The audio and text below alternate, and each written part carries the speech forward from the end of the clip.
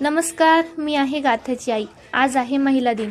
महिला दिनानिमित्त मी आज काय काय स्पेशल केलं हे तुम्हाला पुढे व्हिडिओमध्ये नक्की कळेल, त्यामुळे व्हिडिओ शेवटपर्यंत नक्की पहा। आज डब्यासाठी बनवली होती शेवंती आणि बाजरीची भाकरी। डबा भरला आणि आपल्या लाडक्या डबेवालीने तो तिच्या बाबांना नेऊनही दिला। मग नंतर ते गेल्यावर चालू झाली घरातील कामे। घरातील कामे म्हणजे मी पुढे आवरायचं आणि गाथाने मागे पसारा करायचा।